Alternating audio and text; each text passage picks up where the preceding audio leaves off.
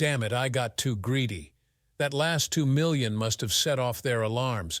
I should have left it alone. I sensed something was off with that deal. Now they're closing in, though they think I'm oblivious. This buys me a bit of time. I still have a chance to disappear and ensure they can't trace me. Fortunately, I had a plan for this. But who am I and who's after me? My current identity doesn't matter, it's about to disappear. In 2 hours, it'll become someone else entirely. The trail they're following will lead to nowhere before they figure out who I am. What I am, or soon will be, is a hacker and expert, and relentless one with a list of targets. I'm targeting crime syndicates, monitoring their finances, and anonymously tipping off the authorities with damning evidence. Personally, I've exposed 4 politicians, over 50 corrupt officers, a dozen soldiers across different countries, and numerous other traitors. Plus, I've taken over 100 million from their accounts, keeping some for myself but donating about 80 to various charities, mostly aiding addicts and funding rehab programs. Why, you ask? It began when my younger sister got involved with the wrong crowd.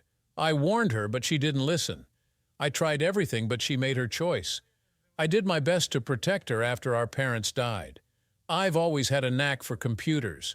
However, the 2 dark years I spent in solitary grief after identifying her remains transformed me from skilled to nearly supernatural.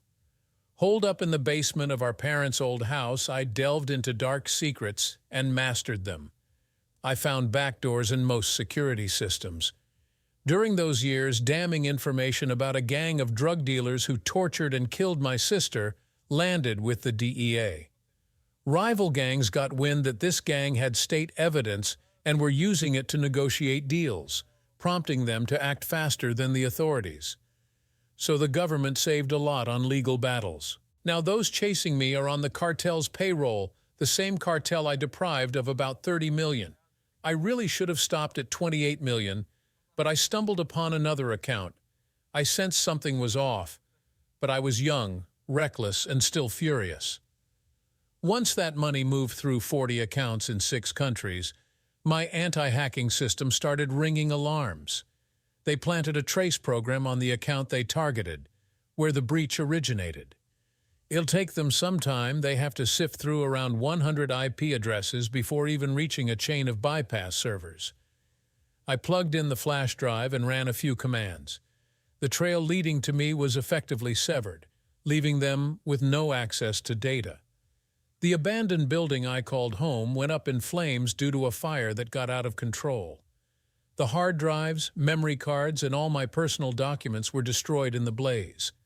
Convinced there was no recovering any info from the ashes, I hopped in my truck and headed east, arriving in Phoenix 4 days later. "Babe, I need your help." "The computer's acting up again," I pleaded with my wife, Lisa. "Seriously, Mike, how can a 32-year-old guy be so bad with computers?" she teased, planting a quick kiss on my forehead. A few clicks and keystrokes later, I was back to checking emails. "Dinner's in half an hour." "Thanks, hun," I replied, watching her head back to the kitchen. It's been years since Lisa and I got married, and I still can't believe my luck. After leaving my old life behind, I reinvented myself, working as a delivery driver for a local courier service with decent pay thanks to our trade union. I carefully withdrew a couple $100,000 from one of my offshore accounts and bought a cozy 3-bedroom house on a nice plot of land. I built a hidden structure next to the house for storage and set up a secret room to revamp my computer system. It looked like a regular concrete floor, but underneath it housed stairs leading underground. I decided to take a break from chasing down criminals and cartels. I had enough cash saved for emergencies, and it seemed wise to lay low for a while. However, I didn't want to lose my skills, and I needed to stay current with new tech. The shop was for my hobby of restoring classic cars. Since my wife had zero interest in that, she never set foot in my workshop. It also gave me the solitude to go online and tinker a bit without her knowing.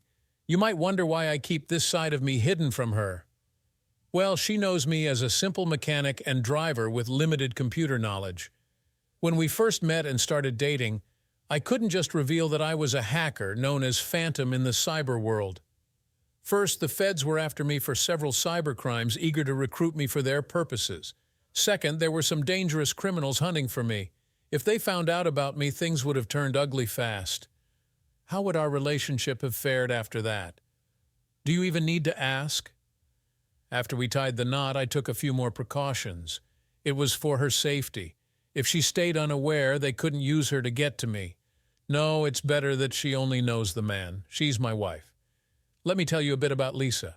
To me, she's the most beautiful woman in the world.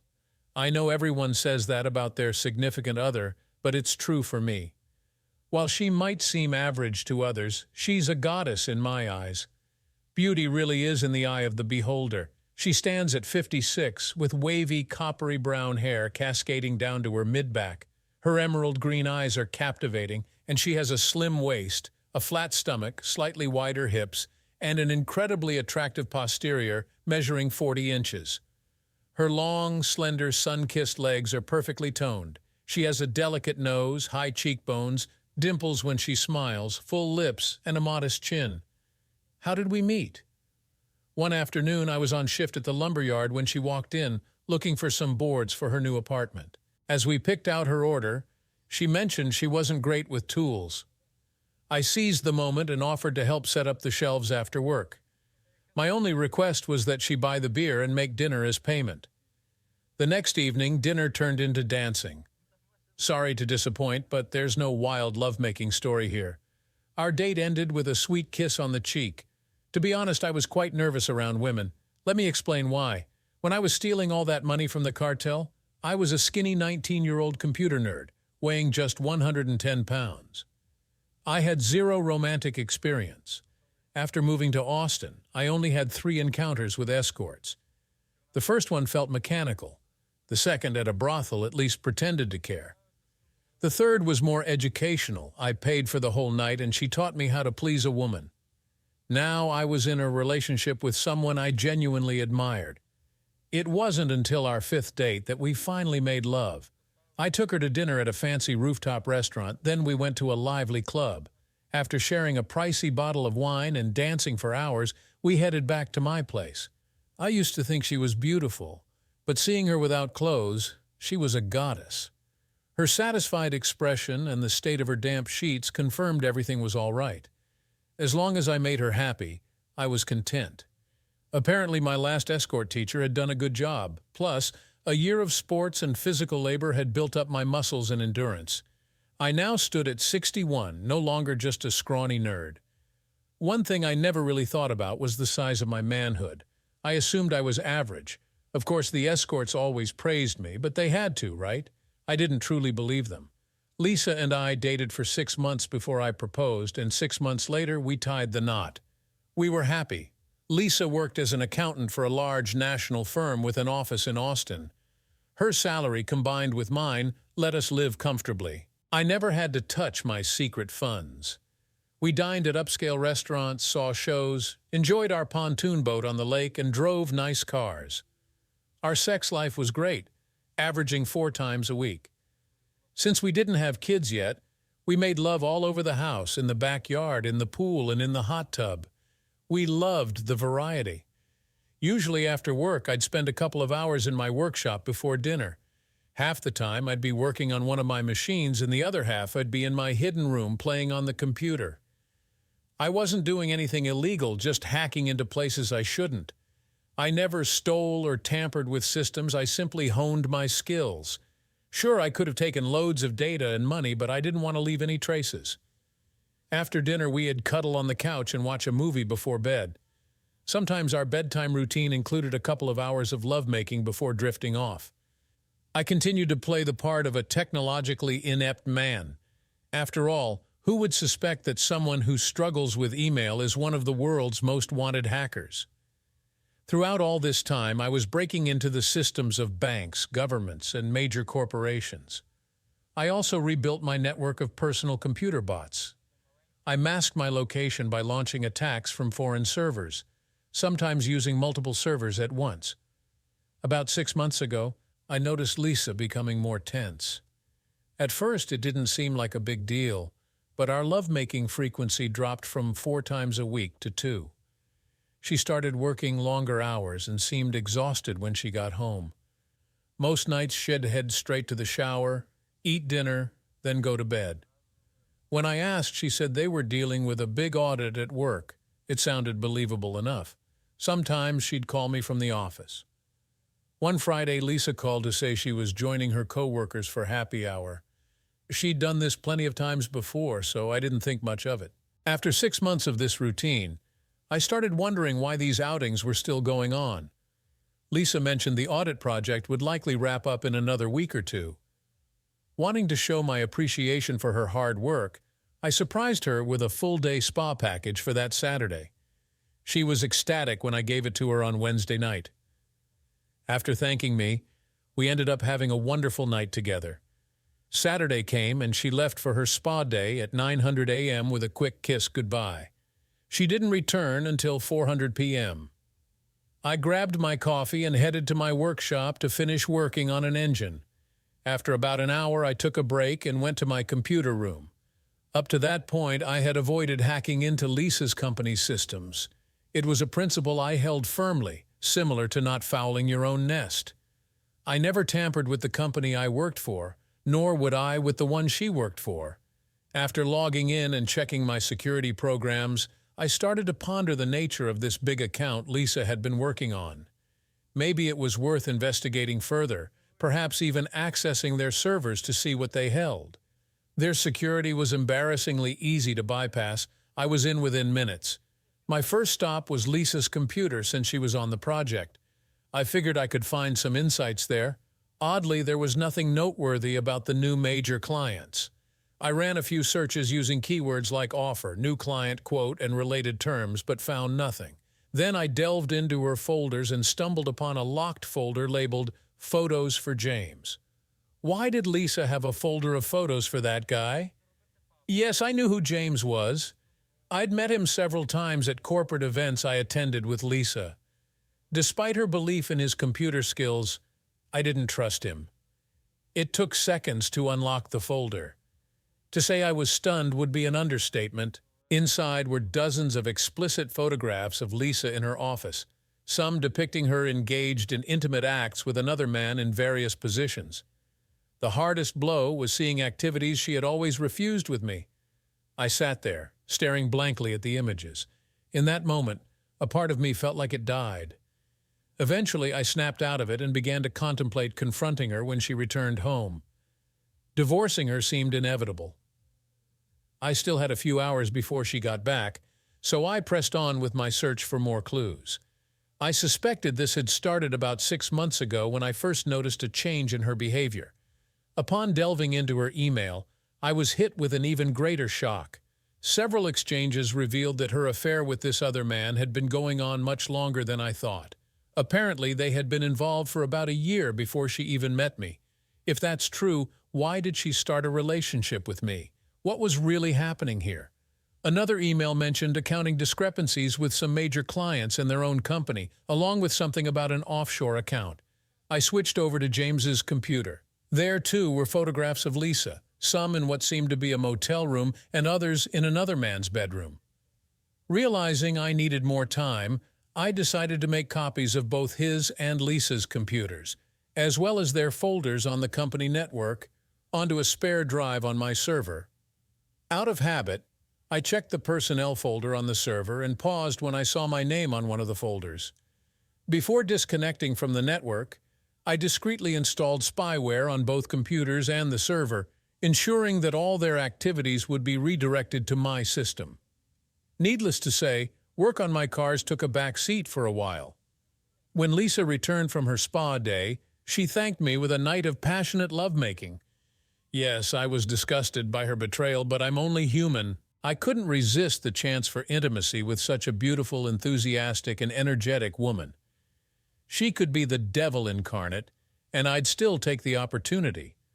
In my eyes, she was exactly that. Come Sunday, I returned to my shop. Lisa was still asleep, so I took the chance to access her phone and install spyware. This way, text messages would be discreetly copied to my computer system, and all phone calls would be monitored and digitally recorded on a separate hard drive. I'd also be able to track her online activities. Lisa left around 1,000 a.m., mentioning she was meeting a friend for a shopping trip. Since she had disabled the Find My Friends app on her phone, I hacked into her car's internal GPS to track her movements. Surprisingly, she indeed went to the mall. Once I confirmed she wouldn't be back soon, I seized the opportunity to take her laptop. My first task was to duplicate all its contents onto another hard drive. I installed a keylogger program and set up the camera for remote access. Knowing I didn't have much time before returning the laptop to its original place, I quickly scanned through her browser history. That's when I discovered a second email address and several visits to a bank in the Cayman Islands, something I'd need to investigate later. I wiped some grease and oil from my hands and face to look like I had been working on the car when I heard Lisa come home. Then it was the usual routine shower, dinner, a movie, and off to bed. For a week, I maintained the charade of a clueless, loving husband. Each evening, I'd head to the shop, pretending to tinker with one of my cars for a couple of hours. In reality, I was digging through the mountain of data I had gathered. One Tuesday evening, I came across an email exchange between Lisa and James that caught my eye. James had reminded her to delete the browsing history on my laptop after using it. Why was she using my laptop? Sure, I had set it up to connect to secure servers, but the idea of spying on myself had never crossed my mind. The next evening, while reviewing updates from their work computers, I noticed another data stream coming in. Recognizing it as from my personal laptop, I prioritized it. As I delved into this new stream, it became clear that money transfers were happening. I activated the laptop camera and redirected the feed to another screen. Lisa was working on my computer, Bluetooth earpiece in place. The microphone captured her voice during a phone call. Using a third screen, I initiated a live feed of her conversation. I watched and listened as Lisa, guided by James, transferred around $50,000 from a fabricated account at their company to a bank in the Cayman Islands, all done through my computer. After completing the task, she wiped the history and logged out. What was going on? I hadn't yet had a chance to inspect my personnel file from their HR folder. To complicate matters, I discovered I'd been appointed as a computer security consultant without my knowledge. James, as head of their IT department, apparently made the hiring decisions. Furthermore, I found several payments for my services funneled into the Cayman Islands account. It was clear I was being used in a scheme where Lisa and James utilized my computer and IP address to transfer large sums from a fictitious account at their company to an offshore bank. Additionally, I learned of their affair, which began long before I met Lisa. I sensed I was being drawn into something far more sinister. It was time for a change of strategy. Now fully aware of the situation, I needed to assess the extent of the problem and devise a plan. Upon examining the Cayman Islands account, I found nearly $10 million stashed away. Reviewing the transactions, I saw they started about 6 months after Lisa and I got married. They had also tried to obscure the computer used for the theft, adding to the complexity. A deeper dive into my personnel file unearthed several alarming red flags. When this all came to light, I would be the one in trouble. What was my next move? Surprisingly, it wasn't too hard to act normal around Lisa. Did she want to be intimate? I played along. As things progressed, I found myself enjoying it. What can I say? She's attractive.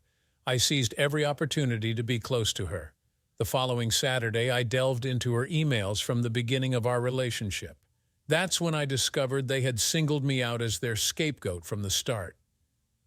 While Lisa found me appealing and thought being with me wouldn't be difficult, she worried about my apparent lack of computer skills. James, on the other hand, saw this as a bonus. The less I knew about computers, the less likely I was to uncover their scheme. It was time for a counterattack. I started by opening a few new bank accounts. Then I activated the bot army I had assembled. Most bots would serve as distractions, but I had a small group that could be traced back, making it challenging yet possible for a skilled hacker to find. I didn't want it to be too straightforward. I deleted the personnel folder containing my name from Lisa's company servers. Additionally, I altered all file transfers on my laptop to show a different IP address. To prevent a recurrence, I unleashed a powerful virus on my laptop and disconnected it from my clandestine servers. Later that evening, I checked my email and found that a virus had ravaged my laptop from a spam message, rendering it nearly useless. I wasn't surprised to see the concern on Lisa's face when she saw the damage the next morning. I stumbled upon a conversation between Lisa and James, revealing they were nearing the end of their scheme. They just needed 2 more transfers to secure another $10 million before framing me. Their plan was to make it seem like Lisa stumbled upon the theft by accident. She would lead the investigation while James, as the IT manager, would handle the digital aspects, ensuring all evidence pointed to me. Lisa would then file for divorce while I rotted in jail, and eventually she'd marry James. Any suspicion about Lisa's involvement would be deflected by her discovery and her claim that I had hidden my computer skills from her. She would appear to be the victim, targeted by me to gain access to the company's systems. They laughed at the thought of me answering questions about the missing money while having no idea what the police were talking about. Lisa offered to buy me a new laptop, suggesting they could complete the final transfers within the next 3 weeks. Now, I had a deadline. On Monday, I informed my boss I needed a week off for personal reasons. With plenty of vacation time saved up, it wasn't an issue. I searched online to find the toughest divorce lawyer in town and scheduled a consultation for the next day. They thought they had a 3-week window, but they'd be lucky to get 2. Back home, I powered up my computer and got to work. I accessed James' home computer. For an IT manager, he wasn't very cautious. He just turned off the monitor, leaving it vulnerable. I routed his computer through a server in Belarus, ensuring the connection would eventually be destroyed. Anyone trying to trace it would hit a dead end. The cartel I had infiltrated years ago taught me a lot about security. Despite updating their accounts and passwords, they still use the same banks. Passwords only protect you if you don't store them on personal devices, which are vulnerable to phishing attacks disguised as enticing email links. This was just the beginning of a deal with James after handling Lisa. James wouldn't escape, but I needed him to take Lisa down. Following my routine, I headed to my shop to work on my car. Meanwhile, Lisa went to buy a new laptop for me. During her absence, I set up the groundwork for my counterattack. It was crucial for Lisa to be home when using the computer. If she had an alibi, she'd escape suspicion. When she got back, she messaged me that she'd bought the laptop and estimated it would take an hour to set it up. I thanked her and got to work. First, I severed all ties with James. Despite my anger towards Lisa, I didn't want her to suffer a brutal fate. James, however, would likely face severe consequences, while Lisa might only end up in prison for years. I established a separate server route to Lisa's laptop, linking directly to her work computer and the company servers. I transferred $20 million from the company into 4 accounts under her name. I booked a one-way ticket for her to the Cayman Islands for Thursday morning. Before she finished using her computer, I deleted all contact with James, removed all emails with him, and wiped the account history clean. Then, I removed all my spyware, betting she wouldn't have enough time to react. Next, I terminated and erased the connection with her laptop. After completing these tasks, I remotely disabled the wireless router in the house. I had a better router hidden in my shop, unknown to her. A message popped up from the spyware on her phone. She had finished setting up the laptop for me when the internet suddenly disappeared, just as she was about to make another transfer on my computer. I couldn't help but laugh at their frustration.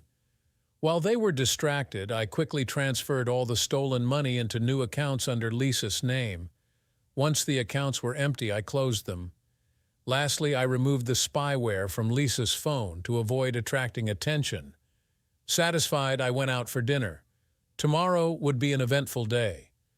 Lisa looked visibly anxious when I got home. She told me the new computer was set up, but the internet was down, preventing me from logging in or checking my email. Little did she know this was no problem for me. Throughout the evening, she stayed glued to her phone, growing more frustrated as her attempts to access the account failed. She seemed to be messaging someone. As I went to bed, a smile spread across my face. There would be no intimacy that night. The next morning, I left before Lisa did. I waited until my appointment with the lawyer, wondering how Lisa's day would unfold. Soon, I'd have all the answers. Finally, I was called into the lawyer's office.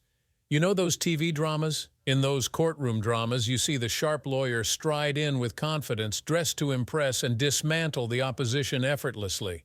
That was my lawyer, at 56, with an angelic face, curves that would make any man's head turn, legs that seemed to go on forever, and a presence that could dominate any room. She was a force to be reckoned with.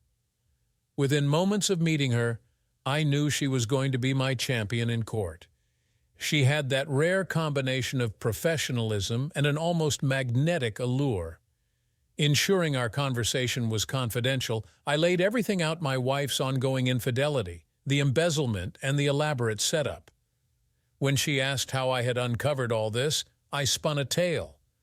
I claimed I had used Lisa's laptop because mine was on the fritz, and accidentally found a folder filled with explicit photos and incriminating emails. These emails exposed her betrayal and their illegal activities.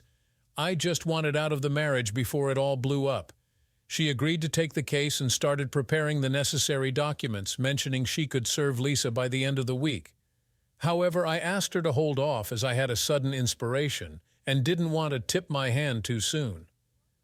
We wrapped up the meeting and I headed home. I activated my system, got the home Wi-Fi up and running, and got to work. I kept the spyware running on Lisa's work computer, and soon enough, chaos erupted. The next morning, an emergency meeting was called at her company. The $20 million theft had been discovered, triggering an immediate investigation. Meanwhile, I hacked into James's phone. He traced the theft back to Lisa and realized their account had been drained, with the funds moved to new ones totaling $20 million. Accusations flew, but no clear answers emerged. Suddenly, Lisa received an email summoning her to a meeting with the CEO, CFO, and head of security. This was going to be interesting. The sound of several cars pulling into my driveway interrupted my thoughts. I secured the premises, ensuring the secret door in my shop was locked. No need for anyone to stumble upon my hidden space. To keep up appearances, I smeared some lube on myself to mimic working on my car. Exiting the shop, I spotted police cars and a large Chevrolet Suburban. The officers wore standard uniforms, but those emerging from the SUVs sported windbreakers with FBI in bold letters. Curious, I barely glanced at the warrants before ushering them into the house, offering full cooperation since I had nothing to hide. Playing the part of the clueless husband, I pointed out Lisa's computer and mentioned mine, which had barely been used since we got it yesterday with the Wi-Fi down last night. "Take what you need," I said. "I'm not very good with computers." My story held up during several hours of questioning at the police station. After all, I was just a truck driver with minimal computer knowledge. I professed ignorance about my wife's work as an accountant, insisting I didn't know her clients. A one-way ticket out of the country? Only she would know about that. Poor James was forced to testify against her, feeling deeply betrayed upon discovering she had siphoned off the money into her own accounts, leaving him with nothing. They soon realized I was clueless about the situation. Despite a thorough search of my shop, they failed to uncover the entrance to the hidden computer room. Eventually, they sent me home.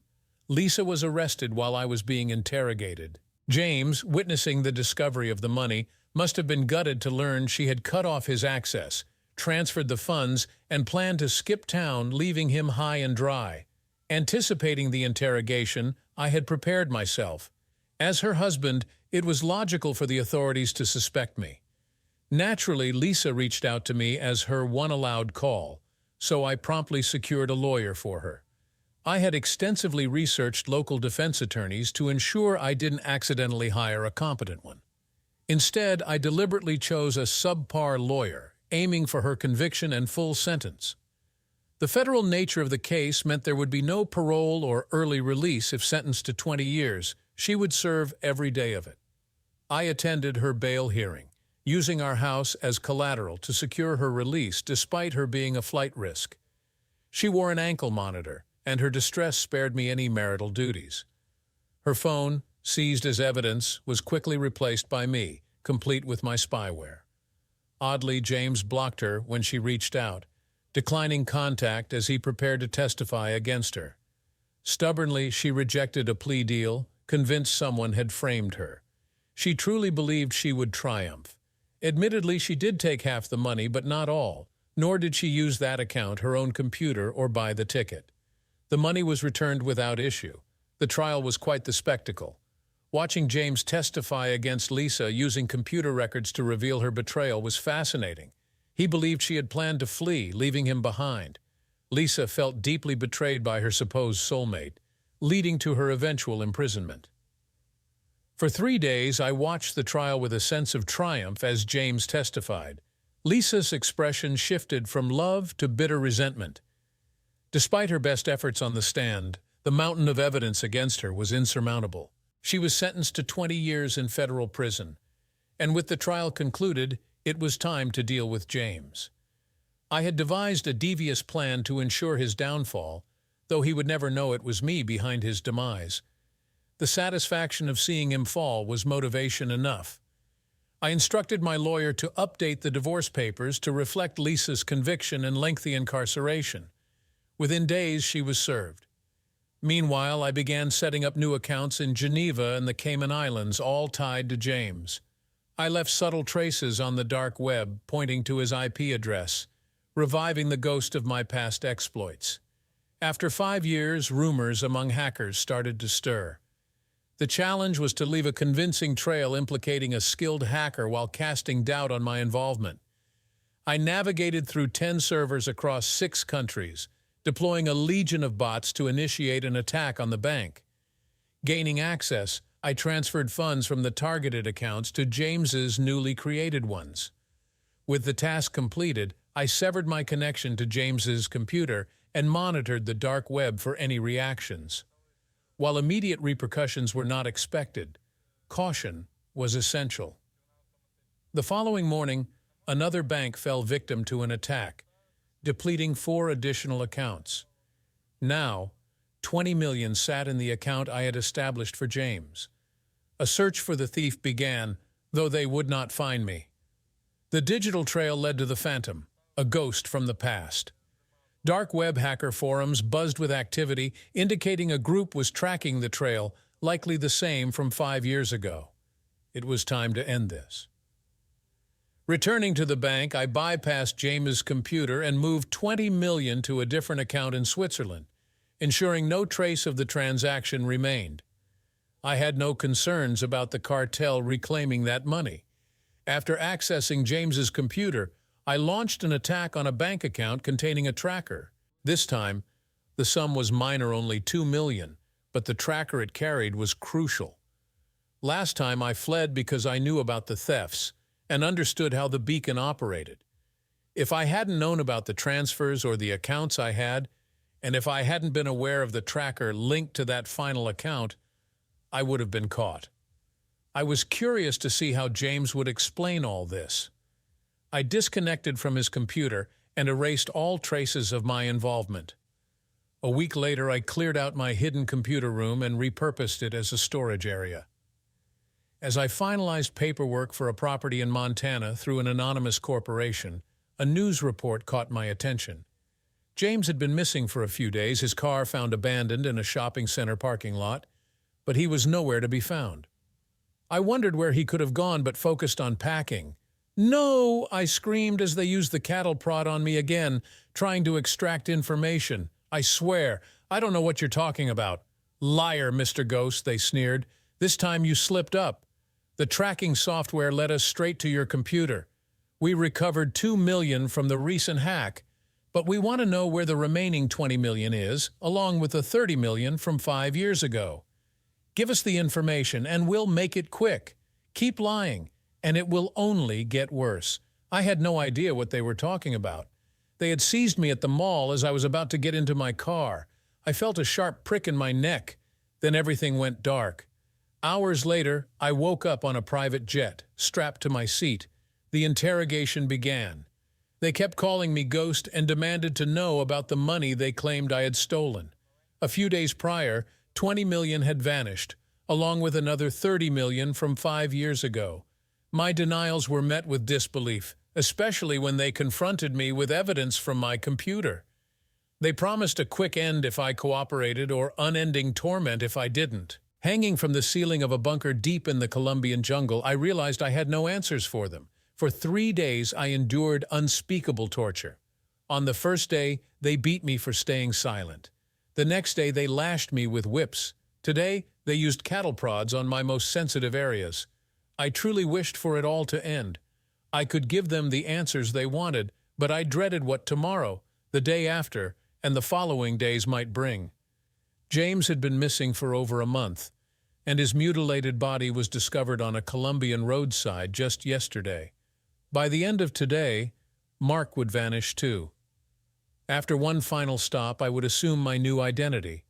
All my belongings were already dispatched to a storage unit in Denver, paid for through an anonymous bank transfer. Lisa was brought in, shackled to the table across from me. Prison had taken its toll on her. She looked exhausted, her hair disheveled, dark circles under her eyes, and the orange jumpsuit did nothing to hide her misery. "How are you holding up?" I asked, my voice calm. "Please, Mark, you've got to help me. I'm innocent," she begged, her voice trembling. "Lisa," I sighed, "there's nothing I can do for you. We're getting divorced. Please, Mark, I didn't do it." "I don't want a divorce," she pleaded desperately. "Just sign the papers, Lisa." "This is over," I insisted firmly. "Please, Mark, talk to James. He can help me. We were friends once. Please reach out to him," she implored, her eyes filled with tears. "Have you heard from James?" I asked, watching her closely. "No, I kept hoping he'd visit, but he never showed," she replied, her voice breaking. "Well, he won't come now. He was killed in Colombia." Her face went pale, the color draining away. "No, he couldn't have been," she said, shaking her head in denial. "Maybe he didn't know, but they thought he did. Now, Lisa, it's best you sign the divorce papers and move on." "But you're leaving me with nothing," she cried out, desperation clear in her voice. "You won't need anything here. You'll be in prison for the next 20 years, I said coldly. "Please, Mark, you've got to help me. I can't stay here. I need to get out," she sobbed. "Lisa," I began, leaning forward, "it's time for me to tell you a story. Maybe this will help you understand." I took a deep breath and started. About 5 years ago, there was a hacker known as the Ghost. He got that name because he was a master at covering his tracks, like a phantom. The Ghost had a mission to take down cartels. He managed to steal over 30 million from one cartel before they hired other hackers to hunt him down. Realizing they were closing in, the Ghost disappeared, leaving no trace behind and creating a new identity. He stopped all major hacking activities, only performing minor ones to keep his skills sharp. To everyone around him, he appeared clueless about technology, even to his wife. Lisa's eyes widened in recognition as I continued. He fell in love and got married, cherishing his wife deeply. But after 3 years, he uncovered a shocking truth: his wife was cheating on him, maintaining a relationship with her real boyfriend the entire time. To make things worse, he found out that she had married him just to frame him in an embezzlement scheme she and her boyfriend were running. Her face turned even paler. Determined to not let their plan succeed, the Ghost crafted a plan for revenge.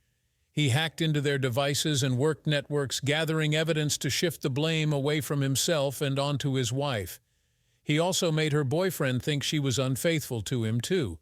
The ultimate blow was making sure her lover testified against her, leading to her long imprisonment and breaking their hearts as they felt betrayed, just as the Ghost had felt. "You," she whispered, finally realizing the truth. With his wife taken care of, it was time to deal with her lover. Since the cartel was still after the Ghost, he decided to make them think they had finally caught him. The Ghost used the lover's computer to steal a large sum from the cartel. Unfortunately, the Ghost made a tiny mistake, leaving a trace back to the boyfriend. The cartel followed the trail and found him. Authorities believe he was tortured for over a month before dying, unable to give them the information they wanted. Lisa's face flushed with rage. "You damn bastard!" she screamed, lunging at me. The guards quickly restrained her, chaining her to the table to prevent her from reaching me. As they dragged her away, still screaming, I left the room and walked to a cheap disposable car parked at the mall. Leaving Mark behind, I got into my real car, ready to drive away and start my new life.